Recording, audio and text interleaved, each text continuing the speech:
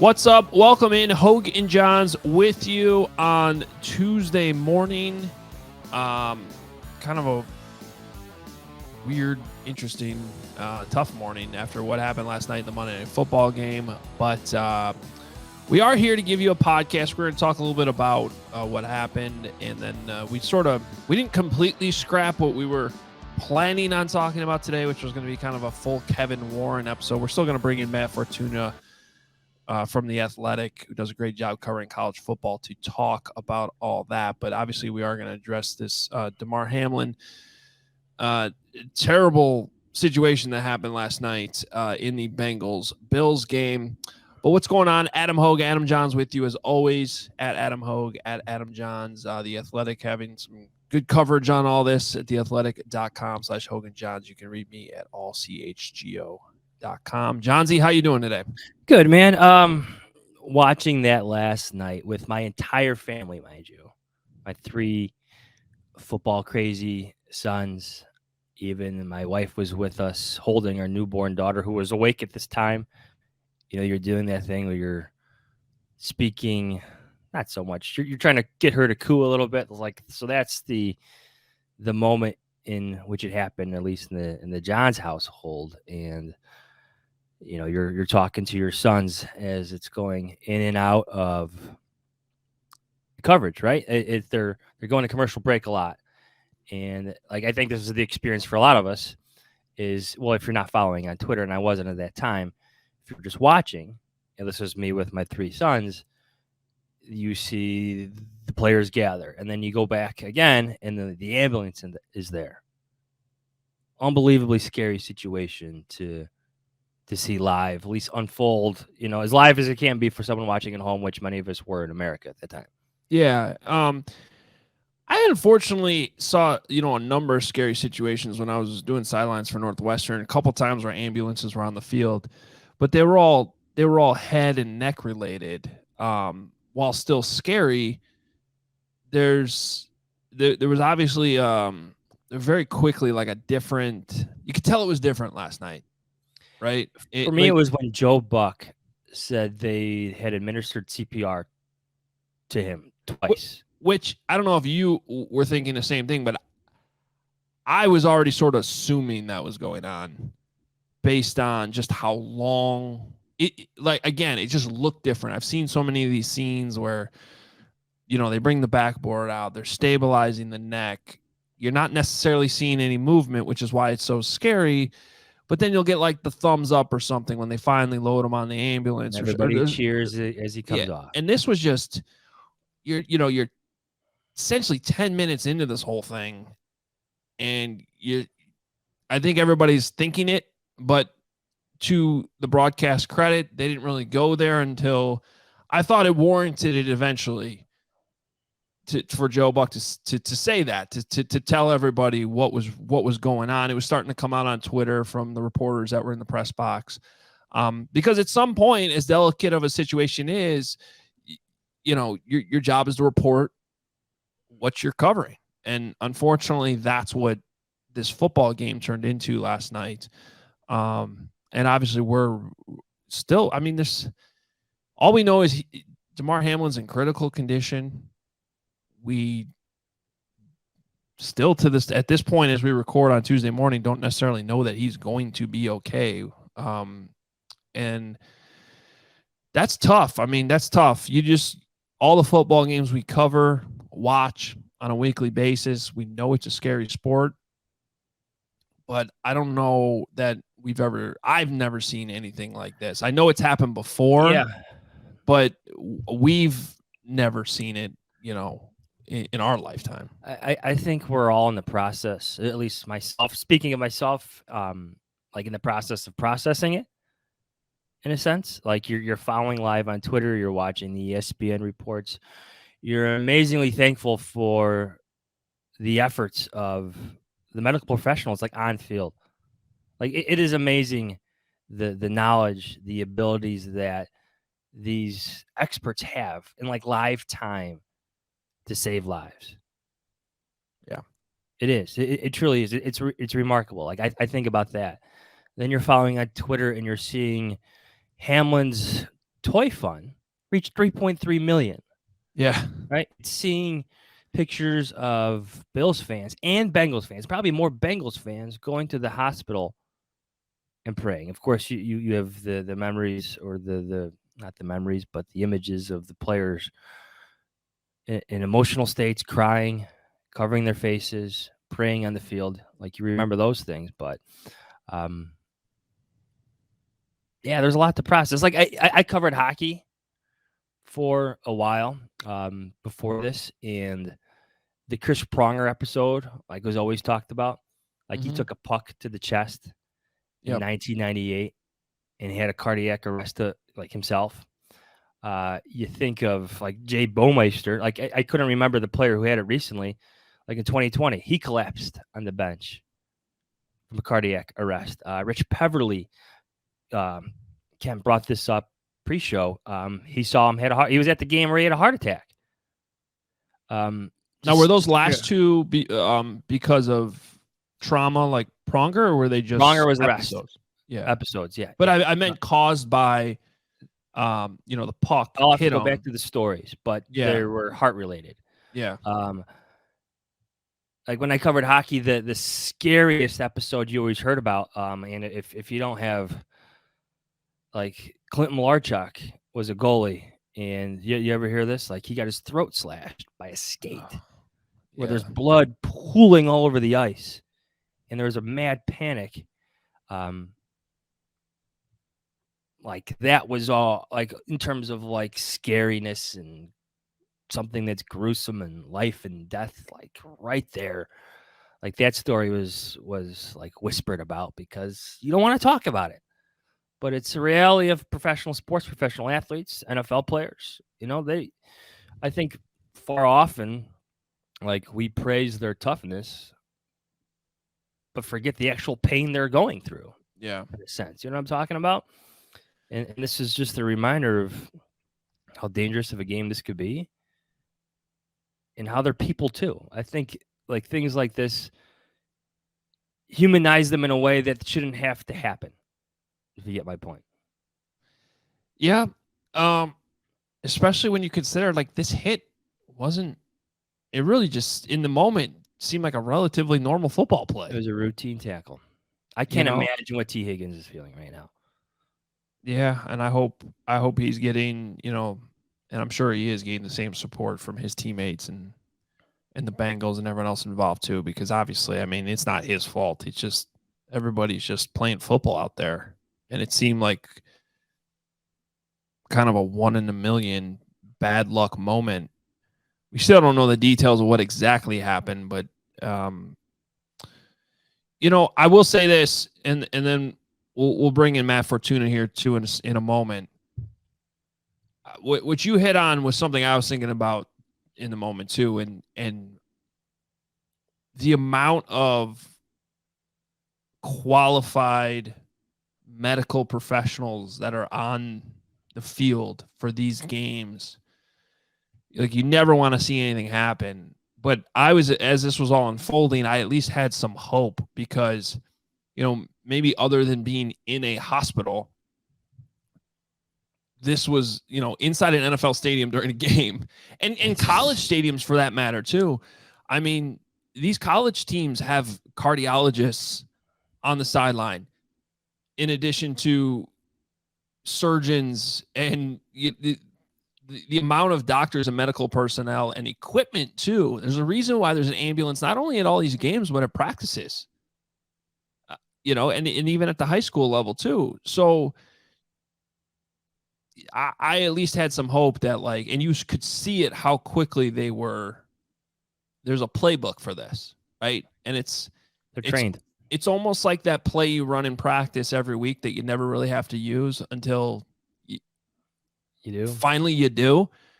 And if you're trained the right way, it can, you can run it properly. And that's sort of what happened here. And to everybody's credit involved, I thought it was tremendously handled, not only by the medical personnel, but the officials, the coaches, honestly, the broadcast too. I mean, you got people that were thrown into a situation where they had zero information, time to fill, where all other topics were off limits. I mean, that's not easy to handle. In our profession, that's not an enviable position at all. No. It's not. It's not. I appreciate like Ryan Clark, Scott Van Pelt. Yeah, they were great. Too many. Like athletes are people too. Like their brothers, their sisters, their family members, their friends. I've always tried to humanize athletes in my stories. Sometimes I think we get caught up in numbers and certain things, but they're people with their own concerns and own things going on, their own loved ones right now. You know, in like really feeling down and scared right now. We can't lose sight of that. I always come back to that, and I hate that moments like that have to bring that out of us. But it's sadly true. I think of my sons because they play sports, and this is often associated with like baseball because of the impact to the chest, and they sell shirts now. I don't know if you know this out there, but if you have kids out there, they sell shirts with padding that goes right over the middle of the heart.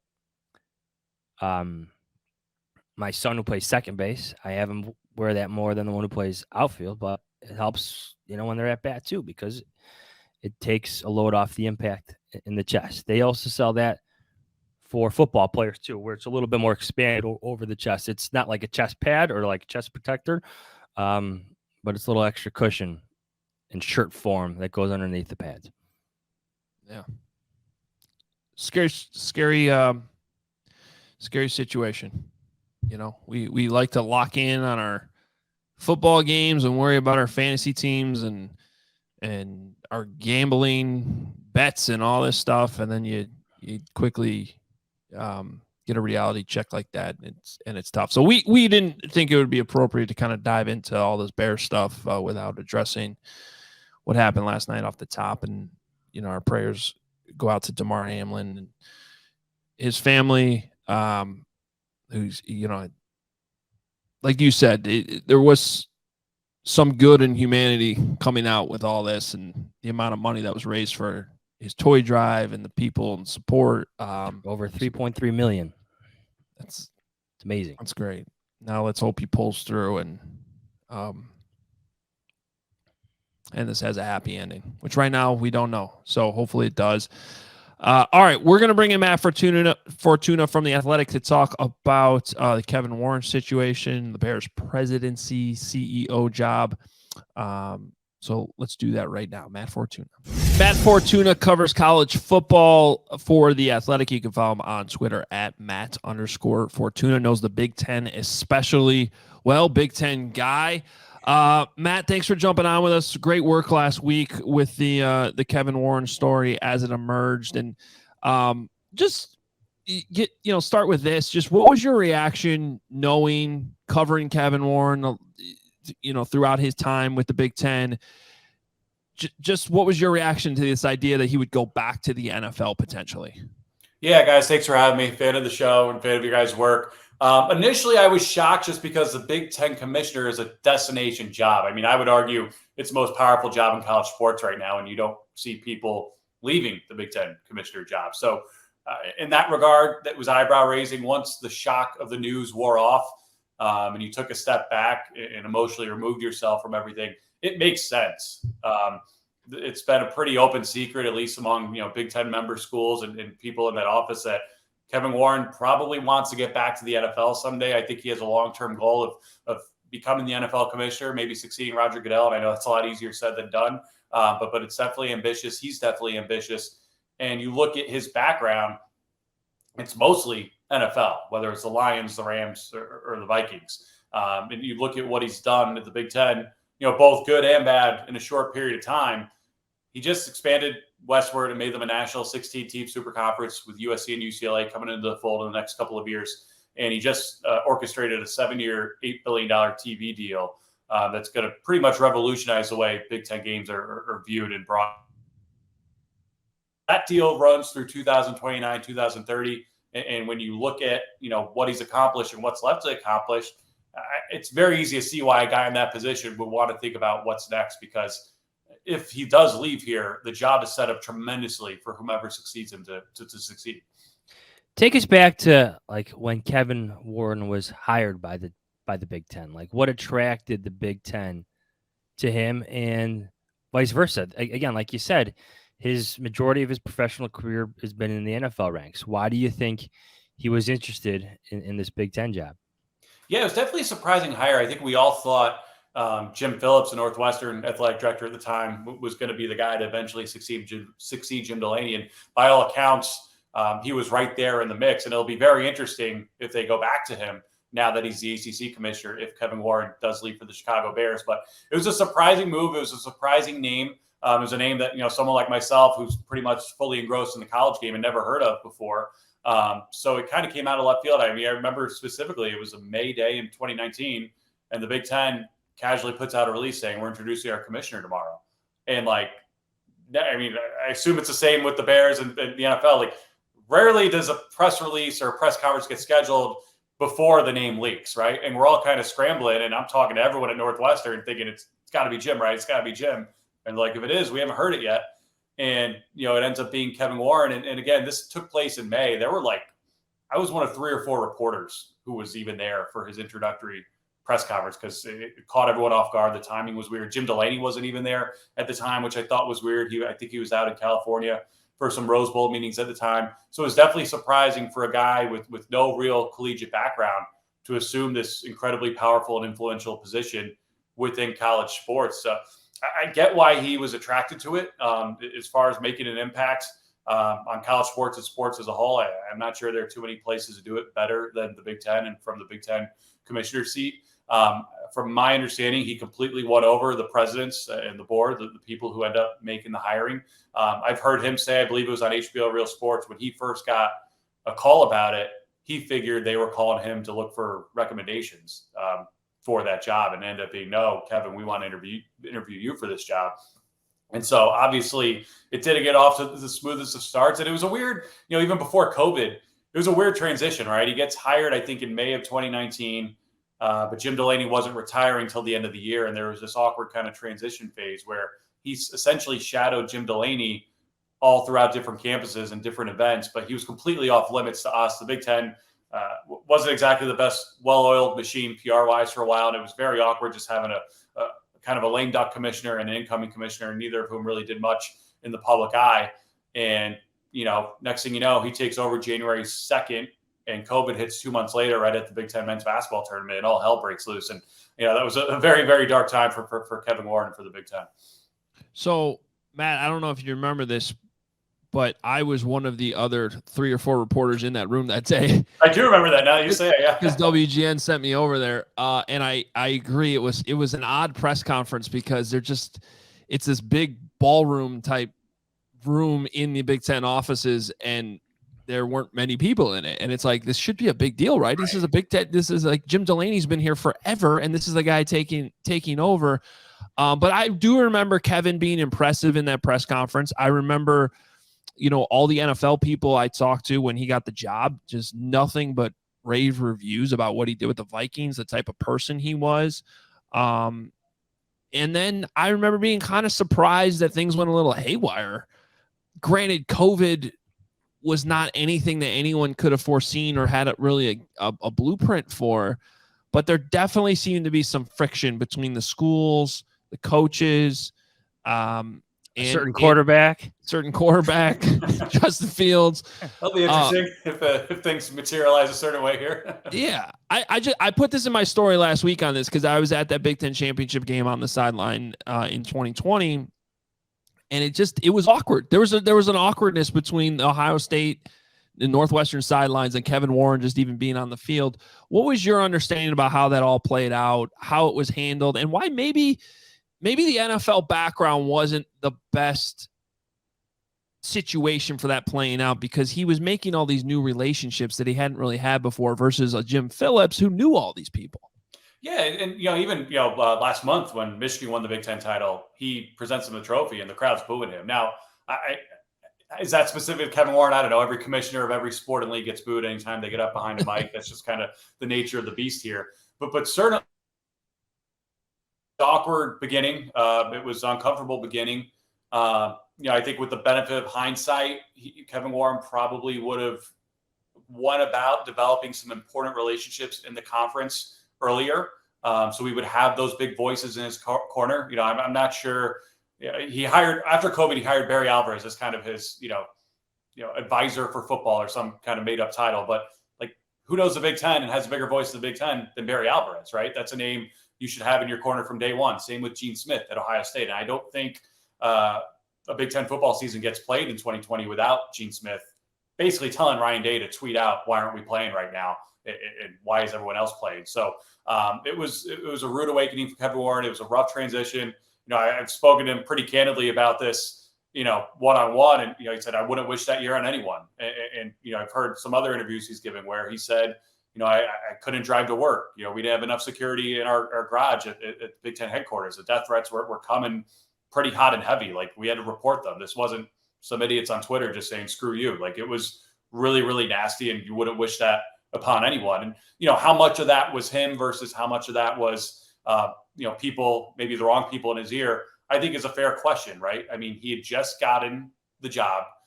He got the job because the presidents, his bosses, hired him and wanted him to do the job.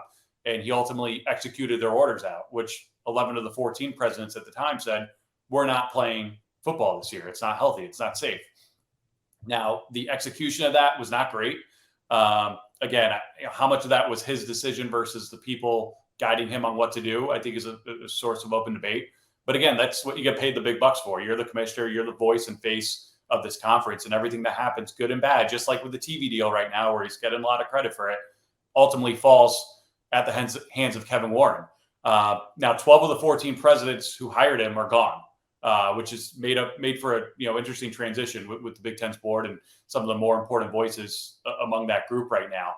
But I think definitely the lack of relationships, the lack of a college sports background showed itself, in fairness, at the worst possible time, a once in 100 years pandemic that really crippled this country, not just the Big Ten. So it was a terrible confluence of events that ended up really hurting Kevin Warren, ended up really hurting the Big Ten. Ultimately, they reversed course. They played a season. But others have said this in the days since this news broke, and I would echo this. I do think his popularity is probably higher outside the Big Ten than it is within the Big Ten. And I think anyone who spends time around Kevin Warren will come away very, very impressed with him. But there's still a lot of sour feelings about how things got started for him in 2020, at least among some of the bigger, more important campuses within that footprint.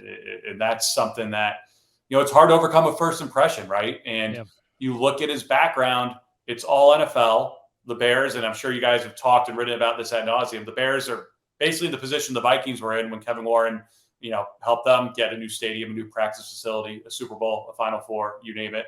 It makes sense why this would be an ideal marriage for both sides. But this is, again, I think arguably the most influential position in college sports, which is a very weird ecosystem, right? If you're coming from outside of it, I don't mean this to sound like condescending or anything, but like a lot of college sports just doesn't make sense. You've got to be in it to try to make sense of it. Even then, it still doesn't make sense. So for an outsider to come in and essentially give orders is a tough task. And when you look back on it, Kevin Warren at the time was walking into a commissioner group among the power conferences where he was the newest and he was the greenest and he had no college experience whatsoever. Now, 3 or 4 years later, the Pac-12 hired essentially a casino magnate to run their conference at George Klapkov. He used to be the president of MGM Sports and Entertainment. The Big 12 hired Brett Yormark, who came from Rock Nation and the Brooklyn Nets.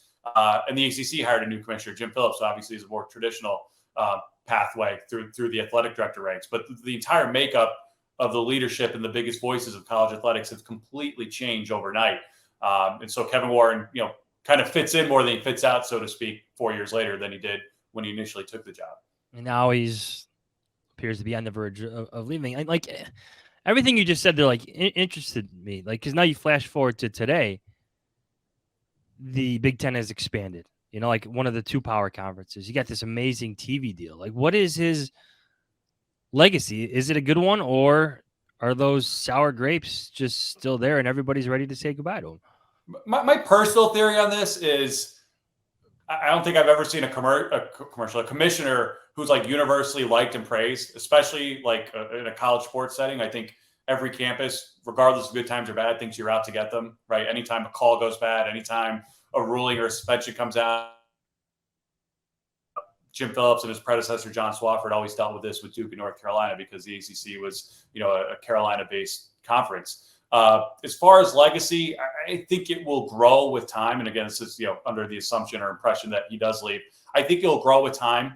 I think in the heat of the moment, there's still a lot of sour feelings about 2020. And I think there's some people who unfortunately just will never get over that.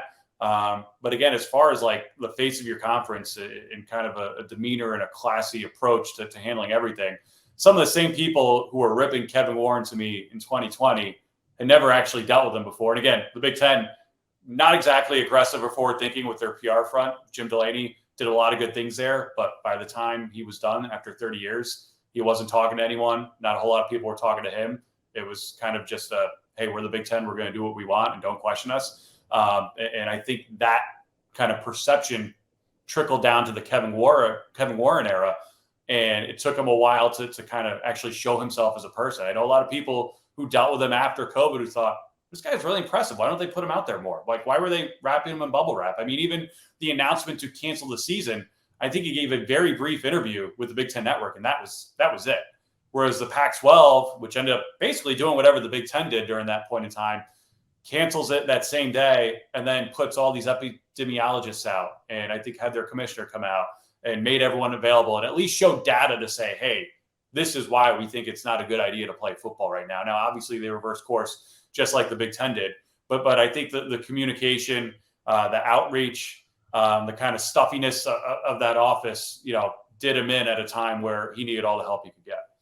Yeah, that's a great point, especially because, I go back to that initial press conference and not even so much things that were said in there, but the way he was gracious after that press conference and talking to us. Like, he came across as a relatively, very normal, impressive guy. And to that point, like, I don't know that since that day, the rest of the world has been able to see that. And so I can see from the Bears standpoint, and I'd like to hear your thoughts on this, Matt, why they're able to set aside, whatever that friction and whatever those concerns are from how everything played out since he got the commissioner job. And from a business standpoint, again, I think everything's great. It's more so how things were handled, with COVID and some of the relationships in there. But I can see why they can look past that and realize that everything he did with the Vikings, especially, makes him, an impressive candidate, probably the leading candidate right now for this Bears job. So why do you think the Bears are interested in him? Obviously the stadium stuff, but even beyond that. I think for all the reasons you just said, I mean, this is a guy with an NFL background who has, he is, I know everyone in that business has a big Rolodex, but he had Rich Paul at his suite at the Ohio State Notre Dame opener, and they had an open seat for Adele, and we're all waiting on the sideline for Adele to walk in, and she never actually came. But he's just really, really connected throughout the sports and entertainment world. And, I honestly, I think that works more in the pro sports world than it does in the college world, because the college world, people just care about making money and what you can do for us. I think when you look at his background, though, again, US Bank Stadium, I think it's the Twin Cities practice facility, wherever they call the practice facility out there in Eagan right now, which I've been to, which is really, really nice. Getting a Super Bowl there, getting a Final Four there. I've always thought, we all live in the Chicago area. I think I speak for everyone in this city. I think, wow, Detroit, Indianapolis, and Minneapolis are all getting Final Fours. They're all getting national championships. They're all getting Super Bowls. All that stuff should be coming here, right? Now it can't because of Soldier Field, but this city, for all of its political and financial troubles, should be getting these events here. It shouldn't be passed over for it. And the only way you do that is by having a plan and having an organization, probably, unfortunately, outside of city limits. It looks like it's going to be Arlington Heights. But the guy who's figured out how to do that, or actually has done that, is Kevin Warren. So I think when you look at the resume, you look at his career, even the Big Ten part, both the good and the bad, you can't convince me that a guy who came out of the other end of what he came out of with the Big Ten won't be better off for it now that he's in one piece. Now, again, he wouldn't have chosen that path going into it, but I don't think he would change it looking back at it. This is a guy who kind of earned his stripes, so to speak, at a very extreme level. And again, despite all the negatives we just talked about, ended up being the face of the richest deal in the history of college athletics. And not only that, when you really get into the details, I wouldn't say he boxed out ESPN from this deal, but ESPN's not a part of this deal, which a lot of people view as bold because ESPN kind of controls college football. And if you're not going to have your product airing on ESPN's airwaves, risk about you being forgotten about. But Kevin Warren kind of said, to hell with that. We're going to have prime windows with Fox in the noon window. We're going to have the CBS game of the week in the mid-afternoon window like the SEC does now. And oh, by the way, we're also going to have an NBC window at night with Peacock as well. So it's different. I think it's innovative. I think it's kind of a pro model. And again, every single word you hear about the guy from people close to him and from people in the Big Ten is that this is an NFL guy. I mean, even when he did that HBO Real Sports piece, which I want to say aired in August or September, not long after the media rights deal came to fruition, he had some pointed comments in there about, hey, maybe we're not done expanding, or hey, yeah, I could see a future where our student athletes are getting paid. And that raised a lot of eyebrows within the conference. But some of the pushback I got from people at schools in the conference was, Kevin, quit auditioning to be the NFL commissioner right now. You've done, quit taking a victory lap. You won it. You got the deal. You got us all rich. We're all happy with you right now. Let it be. We're happy right now. Don't try to stretch it a little further, because it feels like it's more about you and your personal ambitions than it is about the whole of the Big Ten. And I'm not saying that those comments are right or wrong. I just think that's pretty accurate encapsulation of how people in college sports operate and how Kevin Warren operates, which is always being on the cutting edge and always trying to do something new. Matt, to shift gears a little bit here, I'm watching the college football playoff on Saturday, New Year's Eve. And if I'm the Bears, I'm loving everything that CJ Stroud is doing. You watched him the entire season. I'm not talking about the Bears selecting him. Let's be clear. All right, everybody on YouTube, relax. Quarterback for once. I'm just saying that if you're the Bears and you have the second overall pick and you see a young quarterback do what he did, okay, Raiders, call me. You want a quarterback? You want to trade up? CJ Stroud looked pretty darn good. Call me. Come get my pick. Is CJ what do you think of CJ Stroud? You covered him all year. Is he a legit quarterback? I think he's really good. I mean, I think he's, the one kind of quote unquote knock on him, and I wouldn't even call it a knock, was why does he use his legs more? And the reality of the situation was he didn't have to. He had great protection all year. He had the best receiving core in the country. I don't want to say he had it easy, but he did not have to risk his body and go and make plays out of disaster-like situations because he never was in them. And I think he erased all doubts about that this past Saturday against Georgia, against the best defense in the country, against the reigning national champions. I mean, this was an Ohio State program that really had its pride wounded, not just this year, but last year with the loss to Michigan as well. There were a lot of questions about their toughness. Frankly, even after the Michigan loss this year, CJ Stroud, I think, rubbed a lot of people the wrong way because he said one game doesn't define me, and we're not going to let this hang our heads about this. Which, if you go back and look at what his predecessor said, Justin Fields, when he would beat Michigan, it was night and day. I mean, the question 2 years ago was, why does Michigan care about football as much as Ohio State does? And now it's, wait, Ohio State, you used to build your entire identity around this game, and now you've gotten your ass kicked in it 2 years in a row, and you're kind of just saying, well, that doesn't define us. Well, it kind of does. And they were lucky to get kind of a backdoor way into the college football playoff this year. And even though they lost in a game that they probably should have won, I don't think CJ Stroud did anything but win everyone over in that game. And even in that last drive, as questionable as the play calling was, as disappointing as it was if you're an Ohio State fan that you couldn't get a little bit closer to get a better opportunity at a closer kick, you step back from the situation, you see they were out without their top two running backs for the season, in Trey Henderson and Mayan Williams on that drive. Their top tight end, Cade Stover, left with back spasms in the middle of the game. Their top receiver entering the year, Jackson Smith-Njigba, was never right all year long and ended up not playing the game.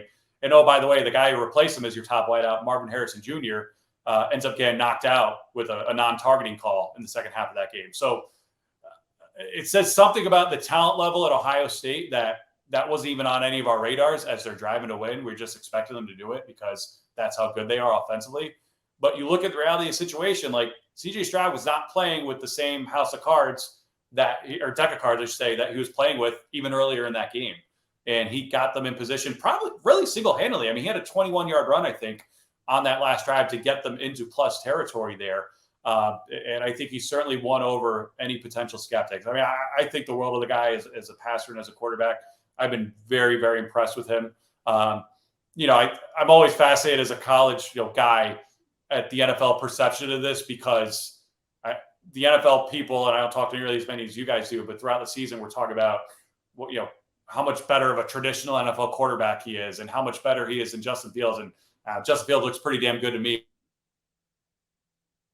Say one's better than the other, but I can easily make a case for CJ Stroud to be the number one pick of the draft. I know Bryce Young's probably going to be it, at least right now. And I have nothing but good things to say about Bryce Young as well, but I do have my concerns about a guy who's 180 pounds soaking wet being the face of your franchise. Last question I have for you has to do with that Michigan guy, Jim Harbaugh. Look, I think a lot of people thought he was going to be the Vikings head coach last year. I think maybe he thought he was going to be the Vikings head coach last year. And then that all-day interview came and went without an offer. Do you think if an actual offer comes this time around that he leaves Michigan? I want to start this with a question back at you guys because you guys cover this closer than I do. If Jim Harbaugh's the Vikings coach right now, do you think they're better or worse than they are right now? Because I honestly have no idea. That's a good question. I would actually say maybe worse because I think he wants more change, right? Like, yeah, I mean, it's hard to do better than what are they 13-3, 12-4, but like they're also negative point differential. Like they're one of the more fascinating. Right. I feel like Harbaugh would have changed more by that change. You're getting like a rebuilding season where they just, I don't know, Kevin O'Connell just wanted to keep going with what they had. I could see that. I could see that. But to answer your question, Adam, I mean, out of modern people who are still in college, he's, I think, the only one who's done it at a high level at both college and pro, right? I mean, there have been a lot of guys who have failed at it. Pete Carroll obviously did it, but he's not going back to college anytime soon. So I get why he's attractive to everyone in the NFL. And again, he put himself out there last year in a very public way. I mean, Jim Harbaugh and Michigan are the only combination of coach and school in America where you can interview for another job on signing day, not get that job, not really hide your interest in that job, and still come back and, hey, they roll the balls out and have another strong season this year. I don't think many people recover from that. I do think, from my understanding, Jim Harbaugh, and again, he marches to the beat of his own drum. He kind of wakes up, decides what he's going to do that day, and that's what he does. So it's really hard to predict whether he'd want another NFL job or another job or whether he's looking to leave Michigan or not. But from my understanding, within the last year, he's engaged with representatives, personal representatives, in a way he hadn't in years past. And I think part of that is being smart about it, right? Like, hey, let's maybe not advertise that we're flying out to interview for another job like it's no big deal. Because if we don't get it, we have egg on our face. I think he's got more back channels this year than he ever had before, which is to say he never had really any before. He never had anyone speak for him. He never really had anyone negotiate on his behalf. He just did what he did. And that was that. I mean, keep in mind, this guy took a massive pay cut at the end of 2020 to keep his job at Michigan. And he's donated pretty much every bonus dollar he's ever gotten to other employees within that organization. So he's not a guy who's motivated by money. I don't think he's a guy who's motivated by anything other than beating the guy in front of him. And, when he didn't get the Vikings job, his rationale was, hey, there was still a part of me that wants to finish what I started at the NFL because I came so close to winning a Super Bowl and came up just short. But then he said something to the effect of, hey, Michigan fans, you're not going to have to worry about that anymore. Like, I went after it once, this time, that's it. I'm not saying he was being disingenuous when he was saying that. Again, I just think Jim Harbaugh kind of says whatever's on his mind at that moment. And it would not surprise me at all if he were to be in the NFL next year. I know NFL guys think highly of him. It makes perfect sense why they think highly of him. I mean, even after last year, I think there was a sense, at least at the college level, hey, everything came together perfectly for Michigan this year. They're going to go back to being second or third best in the Big Ten a year later. And that wasn't the case. They were even better this year than they were last year. And in my opinion, the further away we get from this season, they're going to be kicking themselves even more because I think this team was good enough and should have won a national championship this year. And they lost to a TCU team that on paper should not even be on the same field with them. So I get why there's a lot of talk. I get why NFL executives would really want Jim Harbaugh. And frankly, I would not be surprised if he ended up at the NFL level. But again, anyone who tells you what's going on in that brain of his, can probably tell you a lot of other things going on in this world because that guy truly marches to the beat of his own drum. Matt, great stuff. We really appreciate it.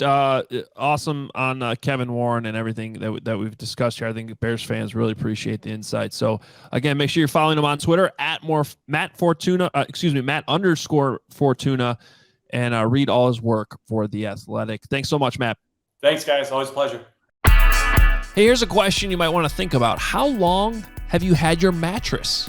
And how has your sleep improved? Well, Helix Sleep is a premium mattress brand that provides tailored mattresses based on your unique sleep preferences. The Helix lineup includes 14 unique mattresses, including a collection of luxury models, a mattress for big and tall sleepers, and even a mattress made just for kids. So how will you know which mattress works best for you and your body? Take the Helix Sleep quiz and find your perfect mattress in under 2 minutes. That's what I did. I took the Helix Sleep quiz and I was matched with the Dusk model, which is a little bit firmer, but not all the way to the firm side. And it's been perfect for myself, my wife. We absolutely love it. Not only is it the mattress that I have best slept on, but the setup was fast and easy and honestly fun. The mattresses are delivered in a box straight to your door for free. And you open up the box, the thing like essentially inflates right in front of you, just folds right out, comes right out of the box, you put it down, and it's comfortable right away. Don't want to take my word for it. Helix has been awarded the #1 mattress picked by GQ and Wired magazine. It is even recommended by multiple leading chiropractors and doctors of sleep medicine as a go-to solution for improving your sleep. And right now, Helix is offering up to $350 off all mattress orders and 2 free pillows for our listeners. Go to helixsleep.com/Adams. This is their best offer yet, and it won't last long. helixsleep.com/Adams. With Helix, better sleep starts now. What's the first thing you do when you wake up? Is it checking up on your credit score? Didn't think so. At Chime, it's exactly what they do. With your secured Chime Credit Builder Visa credit card, you can start to build credit with your own money. Chime reports your payments to credit bureaus to help you build your credit over time. Their members see an increase of 30 points on average. All of this with no annual fees, large security deposits, or credit checks to apply. So start your credit journey with Chime. Sign up takes only 2 minutes and doesn't affect your credit score.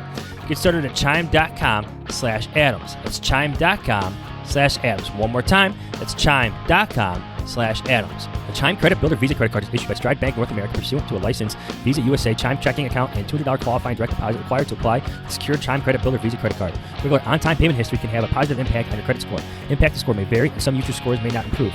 Out-of-network ATM withdrawal fees may apply except at MoneyPass ATMs in a 7-Eleven or any Allpoint or Visa Plus Alliance ATM. Hey, whether you want to get more fit, be a better parent, or get more done at work, there is one thing that will help, and that's better sleep. With Miracle Made sheets, you can tap into the power of self-cooling temperature regulation, which has been shown to improve sleep quality by up to 34%. Using silver-infused fabrics originally developed by NASA, Miracle Made sheets are thermoregulating and designed to keep you at the perfect temperature all night long, so you get better sleep every night. These sheets are infused with natural silver that prevent 99.9% of bacterial growth, leaving them to stay cleaner and fresh 3 times longer than other sheets. No more gross odors. Miracle sheets are luxuriously comfortable without the high price tag of other luxury brands. So here's what you're going to do. Go to trymiracle.com/Adam to try it today. And we've got a special deal for our listeners. Save over 40% and be sure to use our promo code ADAM at checkout to save even more and get 3 free towels. And Miracle is so confident in their product, it is back with a 30-day money-back guarantee. So if you aren't 100% satisfied, you'll get a full refund. Upgrade your sleep with Miracle Made. Go to trymiracle.com/Adam and use the code ADAM to claim your free 3-piece towel set and save over 40% off. Again, that's trymiracle.com/Adam to treat yourself. Thank you, Miracle Made, for sponsoring this episode. All right, Johns. Well, definitely an interesting conversation with Matt there and some of the I think people can probably understand why the Bears are interested in Kevin Warren and not be too caught up with some of the friction that he's dealt with in the Big Ten office. And you know what? Friction's okay. I feel like Hallis Hall needs a little bit more friction. If I'm being candid about it, having covered the team for more than a decade, I think in Warren, you get a culture changer who's gotten a lot of things done on the grandest of college football stages, but also in the NFL stages, NFL world. It would be quite the hire for the Bears. Quite a break from what we're used to seeing from them. Yeah, I think it would vault them a little bit more into the current world of NFL business. You know what I mean? So we'll see where that goes. I believe he's the top candidate right now. And I think there's probably some credence with the timing. It is interesting that both Big Ten teams lost last week. The Rose Bowl was wrapped up yesterday. Obviously, there's other sports going on, but football being the number one moneymaker, that all sort of being settled right now. Maybe we'll get some movement here in the next couple weeks and we're not too far away from the point where Ted Phillips is actually retiring too, like at the end of February. Yeah. So it's coming up fast here in 2023. Appreciate Matt jumping on. Hopefully you guys all enjoyed that conversation.